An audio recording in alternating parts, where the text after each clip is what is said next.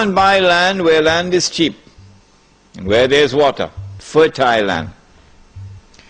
10, 20 years from now, when this audio tape is in the hands of a little 17-year-old who's not even born today as I'm speaking to you, in his heart this fire, this flame will be burning now. I want to go and do it. Go and buy land where land is cheap, where there's water. And you're far enough away from the godless world. The farther you are away, the better it is. And go and establish Allah's deen. Not at the macro level, because that's not possible, but at the micro level, because that is possible. In this Muslim village, you're not going to abandon jihad. Oh no. The Muslim village cannot threaten the state. Absolutely clear. The Muslim village cannot threaten the state. If you start amassing weapons in the Muslim village to take on Canberra, you'll be destroyed. You will be destroyed, you'll be very foolish. And so the Muslim village cannot threaten the state, cannot pose a threat to the state. Does that mean that we're going to sit down and allow them to come and rape our women? No. Every single child born in that Muslim village must be brought up as a warrior. You can't do that in the shopping malls of Sydney. As a warrior. We do not threaten you. No. We are not a people who want war with you. No. But if ever you make the mistake to attack us, and there is no way for us to retreat with safety and protect our women and children, you're going to have a fight on your hands. Because we will fight like you've never seen a human being fight before. Every single one of us will be a roaring lion of a man. Because we will say we prefer to die as men than to live as slaves. So for that you need military training. You need to build yourself physically, psychologically. At the same time, all of this preparation is not for the purpose of threatening the state or threatening anyone. The Muslim village must be one jama'ah, because that is Islam. So this is not going to be a Deobandi village, or a Tabligh Jamaat village, or a Barelvi village, or a Salafi village, or a Wahhabi village, or a Ahle Hadith village. Come help me with some more names. No. This is a Muslim village. For all full-time Muslims. All. Come, brother. And so the Sufi and the Salafi will live together as brothers in this village. On the condition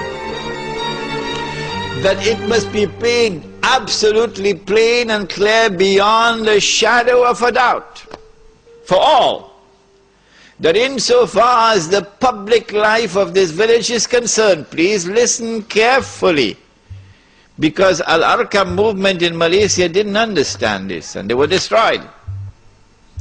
Insofar as the public life of this village is concerned, and insofar as the masjid is concerned, nothing will be allowed unless it is based on the Quran and the universally accepted Sunnah.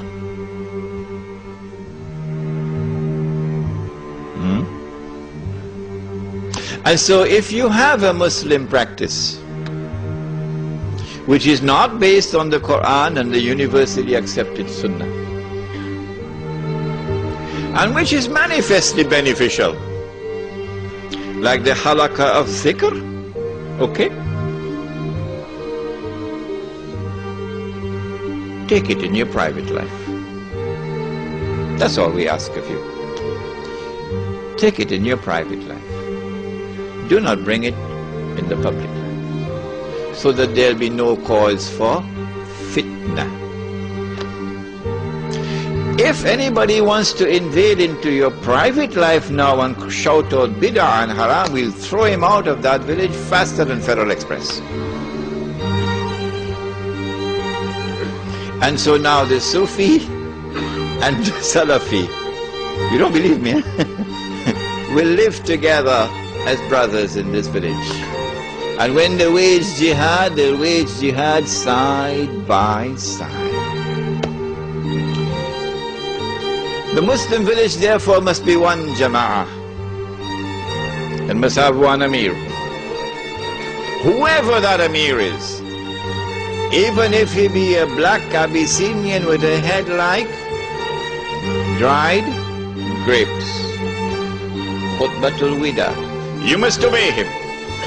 You must obey him on the condition that obedience of the amir does not require disobedience of Allah and His Messenger. You must obey him. If you cannot obey the amir in an order which is just, then goodbye. Go back to Sydney. And now the amir will enforce the deen on the members of the jama'ah. If you commit a sin for which is a public flogging, and you say, I don't want to be flogged, okay, go back Sydney. You can't live amongst us anymore. If you want to live amongst us, then you have to authorize us to give you the public flogging. And so we'll enforce the hudud in the village on those who consent to allow us to enforce it upon them. And those who do not consent, we ask them to leave.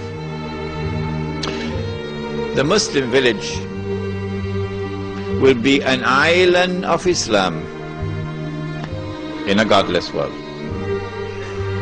Your children will now grow up in an atmosphere which is healthy for them, rather than naked people around them in the shopping malls.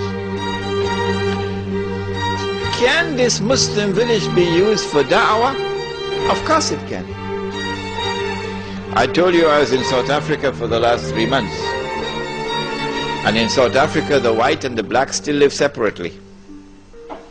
The white is still rich and getting richer, and the black is still poor and getting poorer, despite the black government. So there is a big explosion that's coming. You don't need a PhD for that. And when the explosion comes, of course, your enemies are going to use their money now to get a particular group to go and attack Muslim businesses and Muslim homes. It happened in Durban already once. How do you respond to this? The answer is you build a Muslim village in which the black and the white and the brown and the yellow all live together as one family. Government of South Africa can't do that. Archbishop Tutu can't do that. Nelson Mandela can't do that. We can do it. Islam can do it. In fact, I have the good news for you tonight, that the project has already started in South Africa. In a place called close to Ladysmith, they got the land already, and they've earmarked this land for the Muslim village, and they've already started to put African families who have entered into Islam onto that land. I told them, if you have any problems in getting white Muslims, let me know. We get you some from Bosnia. When you have white and black and brown and yellow living together as one family, isn't that da'wah? Much more powerful da'wah than all the gush that you perform and all the 5-star masajid that you build. This is da'wah, South Africa, if you're listening. Because I saw a lot of strange things in South Africa. But I didn't see real da'wah so far in South Africa. No. The black man in the Muslim village is no longer poor. And he didn't get out of his poverty through charity. Well then, how did he get out of his poverty? Brothers, this is da'wah. This is tabligh. He got out of his poverty because, number one, we establish a free and a fair market in the Muslim village, which does not exist anywhere in the world.